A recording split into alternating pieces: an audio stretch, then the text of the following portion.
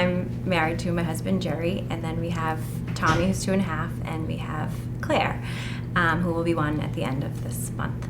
And Claire was born completely full term, completely healthy pregnancy.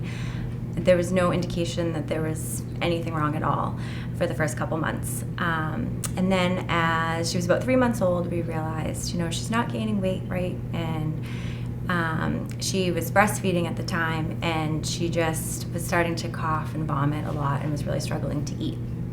So we had taken her to the pediatrician's office.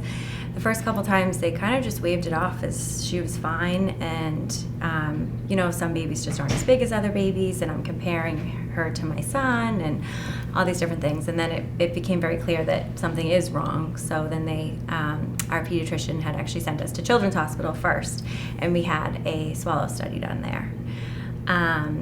Which was the day that this was all thrown at us, that I've never been so blindsided in my whole entire life. I wasn't prepared at all for what that swallow study could actually reveal, to the point where I feel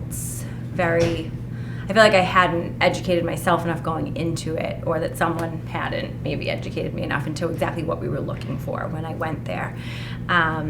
And then we did the swallow study. I was immediately pulled into another room and sat down with a bunch of doctors. I could tell it was not good.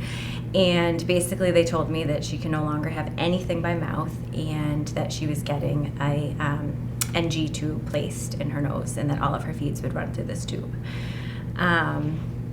So I was just in shock. I didn't really know what to think. I had to call my husband and tell him, and I was just then we had to stay in the hospital for a couple days to make sure that Claire tolerated the tube, and that for me to learn how to feed her now with this.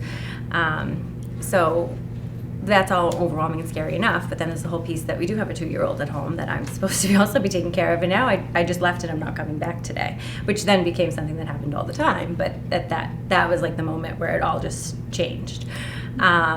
So then that first night at Children's Hospital, she was hooked up to the oximeter, and that was when we discovered that, okay, not only can she not eat correctly, but her oxygen levels just keep falling and keep dipping, and we don't know why. But now she's having trouble breathing. So that was October 8th. And it was, at that point, the worst day of my life. And I didn't know what was going on. The day before, I thought I had a relatively healthy, okay child. And then all of a sudden it was, okay, now what is going on? Where do we go from here? It was just this massive, scary, horrible thing that you can't even begin to figure you just don't even know how it's going to unfold, or what's going on. Our diagnosis for Claire is that she has aspiration and also sleep apnea. We never found a conclusive reason as to why any of this happened. You would think at this day and age we would know everything, and we are struck every day how much we don't know everything, and that it is super frustrating for parents, because they want an answer, and as parents we would want an answer too, and as doctors and nurses in healthcare we want to give an answer, and yet there is no answer. When I first meet parents, I always try to tell them, no matter what, nothing is your fault. I mean, really, nothing is their fault. Sometimes things are visited upon families that it just happens, And I think there's so much guilt associated with anytime your child is sick, particularly a little baby, that if you can relieve them of feeling that pain and guilt, it allows them to absorb more information and move on.